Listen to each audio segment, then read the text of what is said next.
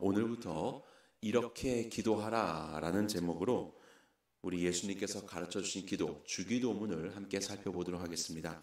오늘은 본격적인 내용에 들어가기 앞서 서론으로 그 배경을 좀 살펴보도록 하고 다음 주부터 한 구절씩 이렇게 살펴보는 시간, 그리고 우리의 기도 가운데 적용하는 시간을 가져보려 합니다. 기도란 무엇인가? 저마다 기도의 그 정의를 내리실 수 있을 겁니다. 여러분들은 기도를 어떻게 정의를 하고 계십니까? 어떤 사람들은 기도는 영적인 호흡이다 이렇게 말하는 분들도 있죠. 영적인 호흡이다. 우리가 호흡을 해야 살아갑니다. 내 안에 있는 그 속에 있는 것들을 꺼내놓고 우리로 따지면 이제 이산화탄소를 뱉어내고, 그리고 우리 안에 필요한 산소를 들이마시는 것, 날숨과 들숨으로 우리는 호흡을 하고 그 들숨으로 인해서 이제 에너지를 얻어서 살아가게 되지요. 그것처럼 영적인 호흡이다. 영적인 에너지를 얻는 것이다. 어떻게? 영적인 들숨과 날숨을 통해서 내 안에 있는 더럽고 또 냄새나는 것들과 또 하나님 앞에 정말 토해버려야 할 것들을 주 앞에서 온전히 기도하며 깨닫고 토로하고, 그리고 주께서 우리 가운데 기도 속에 부어주시는 은혜들과 깨달음들을 새로 얻고, 바로 이러한 영적인 날숨과 들숨의 이 호흡의 활동을 통해서 우리는 영적인 기운을 얻고 살아간다. 그래서 이 기도를 영적인 호흡이다 이렇게 표현하는 분들이 많습니다. 또 하나의 또 중요한 표현 중에 하나는 대화라는 것이죠. 기도는 대화다. 곧 나의 필요를 청구서처럼 하나님께 아뢰는 것만이 기도가 아니라, 대화는 일방적이지 않지요. 상호적이지 않습니까? 쌍방으로 나도 말씀드리지만 하나님의 말씀을 듣기도 하는 바로 그런 기도. 그래서 우리는 뭐 듣는 기도 이런 그 유행하는 표현을 아마 생각해 보셨을 겁니다. 들어보셨을 거고, 그리고 이러한 대화, 그래서 결국 대화로 뭘 이뤄내는 것이냐? 이것이 어떤 일을 이루어내는 것이 아니라 결국 하나님과의 깊은 사귐과 교제를 이루어내는 것이다. 그래서 얼마 전에 우리 사경의 강사의 그 책 이름이기도 하지만 사귐의 기도, 기도는 사귐이다 이런 말이 또 한참 유행하기도 했습니다. 여러분들이 정의하시는 기도는 무엇입니까? 정말로 그 기도의 정의처럼 여러분들은 기도 생활을 하고 계십니까? 주기도문을 예수님께서는 가르쳐 주셨지요. 주께서 가르쳐 주신 기도, 주기도라고 우리는 그렇게 이야기를 하고 있습니다. 그러면 왜, 무슨 배경에서 이렇게 기도를 가르쳐 주게 되셨을까요?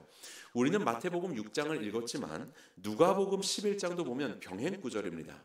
그래서 기도 내용 자체는 마태복음이 조금 더 많아서 우리가 주기도문을 마태복음으로 그 암송을 하는데, 누가복음에 있는 11장도 같은 그 내용이라고 볼 수 있어요. 누가복음 11장 1절에 보게 되면 예수님께서 제자들이 예수님께 나와서 기도를 좀 가르쳐 주세요 이렇게 요청을 합니다. 기도를 가르쳐 주십시오. 이것은 사실 좀 의아스러운 일입니다. 왜냐하면 예수님의 제자들은 유대인들이거든요.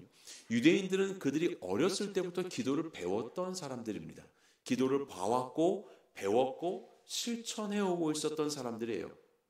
그들에게는 우리가 잘 아는 것처럼 뭐 쉐마 이스라엘, 신명기에 있는 이 6장의 말씀을 가지고 아침 저녁으로 일어나면 그것을 낭송을 합니다. 그리고 이 구절들을 또 가죽 상자에다가 이렇게 엮어서 그 뭐 머리 이마에도 대고 또 팔뚝에도 대고 만지작만지작거리면서 기도도 하고, 또 기도할 때는 어떤 기도 쇼를, 그 가운 같은 그 쇼를 이렇게 걸치기도 하거든요. 그 쇼 끝에는 이제 방울 그 고리들을 또 만들어 놓고, 그래서 기도할 때 쓰는 어떤 용품들도 있습니다. 그 용품들을 갖추고 그리고 어떤 내용들에 따라서 기도를 하죠. 아침 저녁으로도 기도하고, 또 어떤 기도는 아예 내용들이 하나님 향한 찬양과 간구와 또 찬양의 내용으로 한 18개 정도의 문장으로 구성되어 있는 이 기도문을 아침, 점심, 저녁으로 정해진 시간마다 외우면서 기도를 하기도 합니다. 정해진 시간에 정해진 어떤 기구들을 가지고, 그리고 정해진 방향, 예루살렘 성전을 향해서 기도를 하고, 이런 어떤 그 내용도 정해진 내용으로 기도를 하고, 이런 기도의 모습들이 그들은 이미 어렸을 때부터 배워왔고 또 봐왔고 실천해 오고 있었던 것이지요. 그런데 왜 갑작스럽게 예수님께 다시 기도를 가르쳐 달라라고 그렇게 요청을 했었던 것일까요?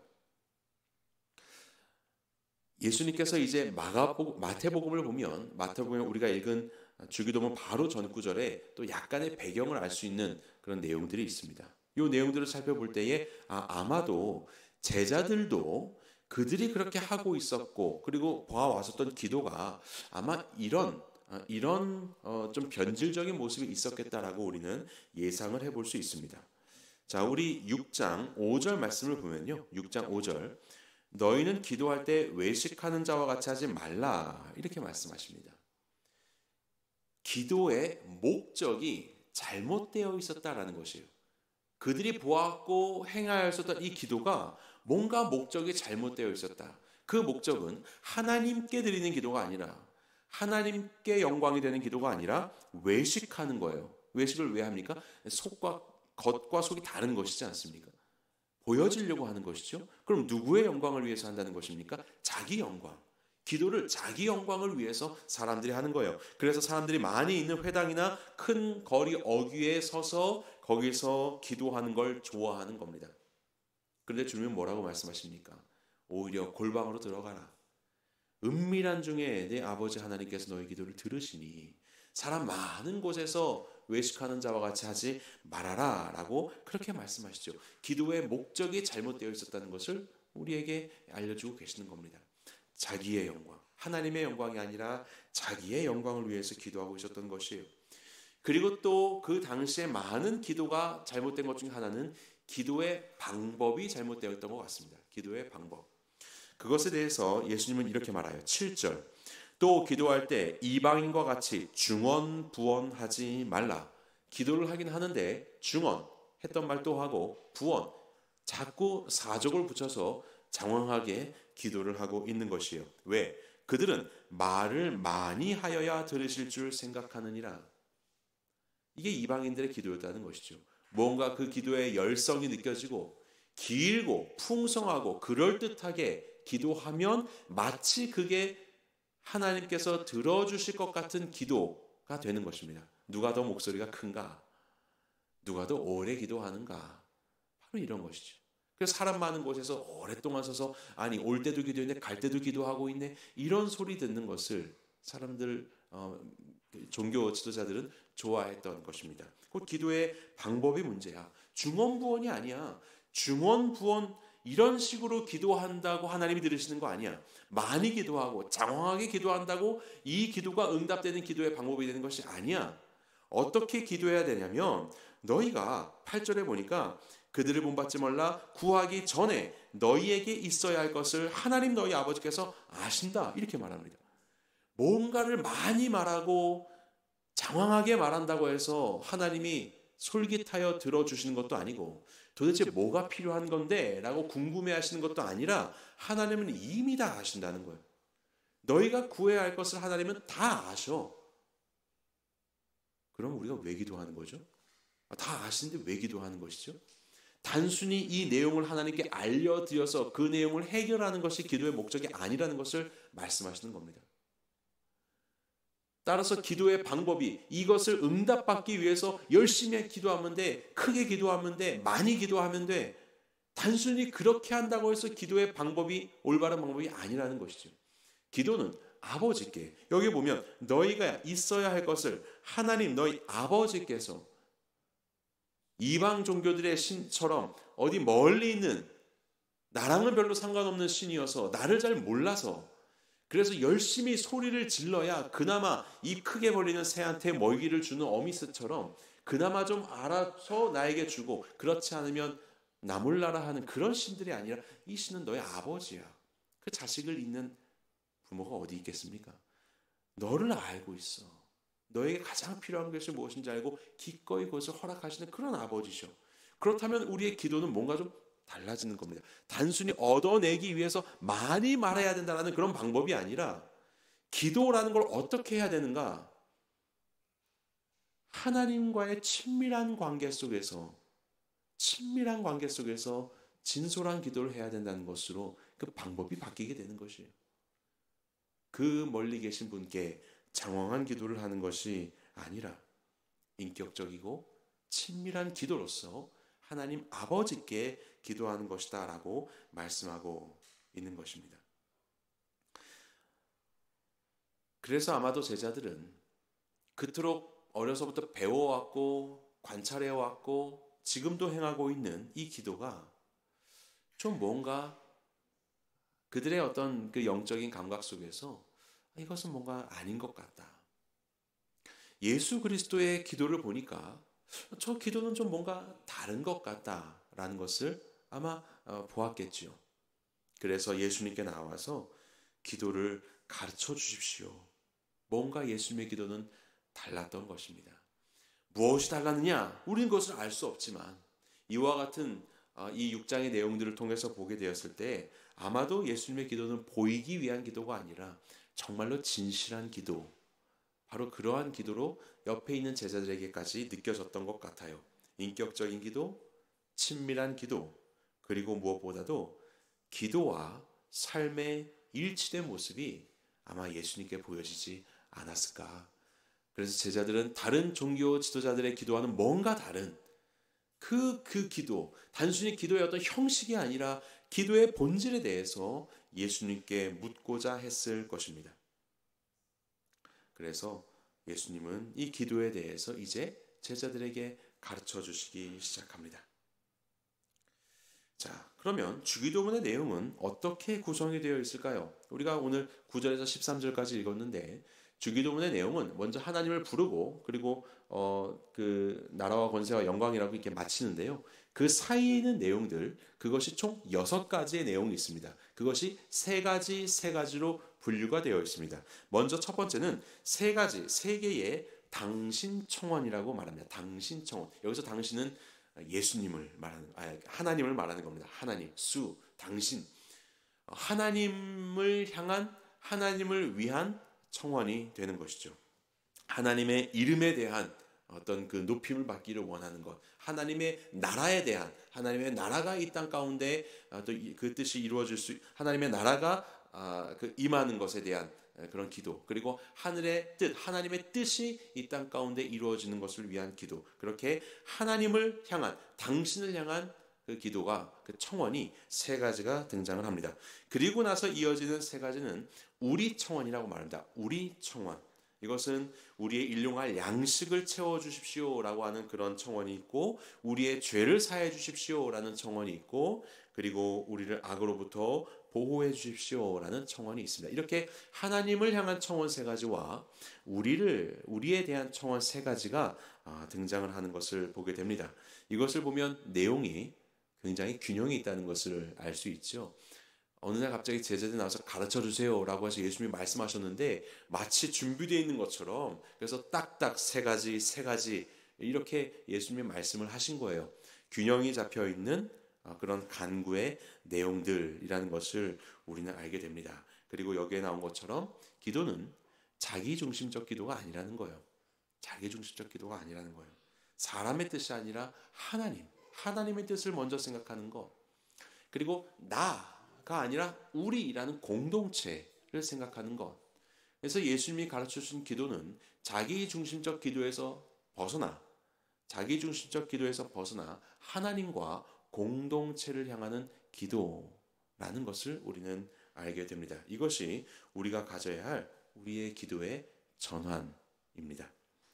자, 그러면 예수님께서는 왜 이렇게 기도하라 이렇게 말씀하셨을까요?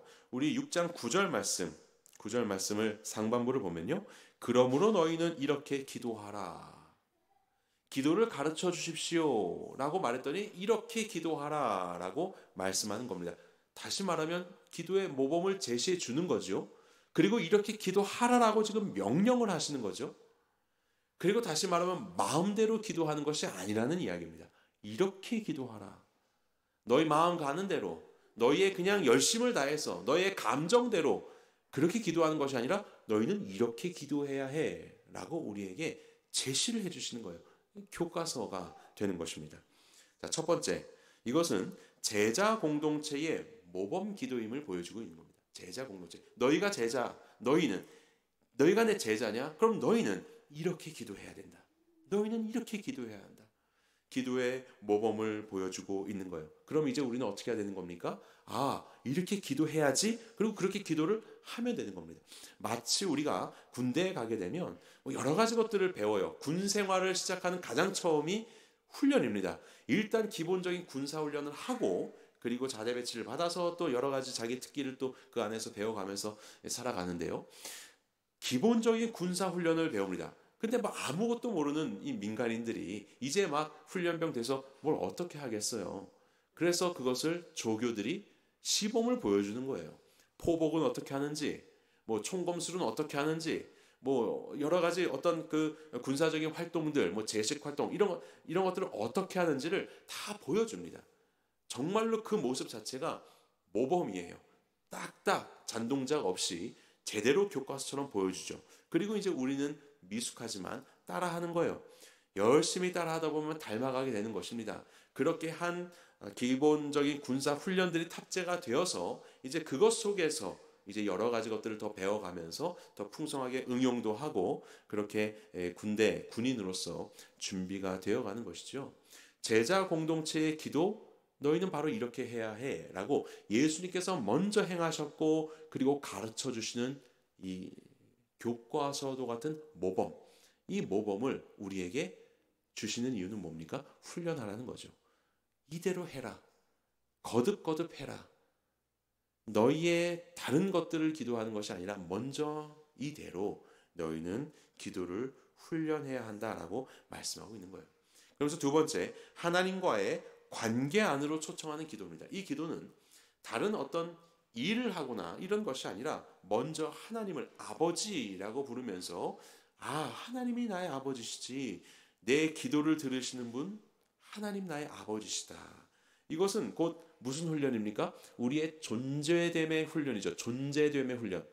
다른 어떤 종교들이나 이방인들이 아니라 하나님의 자녀로서의 내 존재를 날마다 기억하는 거예요. 기도할 때마다 이걸 기억하라는 거예요. 그냥 형식 속에서 기도를 열심히 시간 맞춰서 하는 것이 아니라 기도할 때마다 내 존재가 하나님 앞에서 어떠한 자녀인지를, 하나님의 어떠한 분이신지를 그 관계를 생각하면서 기도하라는 거죠. 우리의 존재됨의 훈련입니다. 자, 세 번째는 목자의 우선순위를 알려주시는 기도죠. 이 기도를 보면 나 중심이 아니라 하나님과 공동체라고 말씀드렸죠. 하나님과 공동체. 바로 이것이 목자이지 않습니까? 하나님과 공동체를 생각하며 그들을 섬기고 필요를 위해서 기도하고, 이것이 이제 목자의 마음일 텐데, 이 목자의 우선순위는 뭡니까? 가장 먼저 하나님에 대한 당신 청원이 먼저, 그리고 우리 청원이에요. 물론 기도에 많은 긴급성을 요하는 제목들이 있겠지만 그럼에도 불구하고 이 모범을 통하여서 우리는 목적 훈련을 하게 됩니다. 목적 훈련이요. 우리가 기도하는 목적이 무엇이지? 결국 그것을 통해서 이루어 가려는 바로 그 목적은 무엇이지? 그래서 내 인생의 목적은 무엇이지? 우리 공동체의 목적은 무엇인가? 이것을 계속해서 이 기도를 통해서 훈련하는 것이죠. 그 목적은 가장 먼저 하나님을 향한 것이에요. 하나님의 뜻이어야 되는 것이. 그리고 나서 우리의 것. 하나님이 우선, 그리고 나서 우리의 것. 바로 이 우선순위를 계속해서 알려주심으로 우리로 목적 훈련을 하게 하십니다. 그리고 네 번째로 양의 필요를 아는 기도를 하게 하시는 거죠. 양의 필요를 알게 하는 기도. 이것은 공동체 훈련입니다. 언제나 공동체를 생각하게 하는 것이에요. 우리의 기도는 얼마나 공동체를 향해 있습니까? 나에 대한 것, 혹 나의 가족에 대한 것들은 너무나도 자발적으로 긴급한 마음 속에서 나오지만 우리의 지체들을 향한 우리의 기도는 얼마나 간절한가요? 얼마나 하나님 앞에서 그것이 절실한 마음으로 기도드려지고 있나요? 이것은 우리에게 훈련이 필요합니다. 왜냐하면 에덴 이후로 깨어진 인간의 공동체는 철저히 자기 중심적인 욕망에 의해서 묶여지는 공동체고, 그렇게 자기의 욕망이 해결되지 않으면 기꺼이 이 공동체를 깨어버리는 것이 오늘날의 상황이지 않습니까?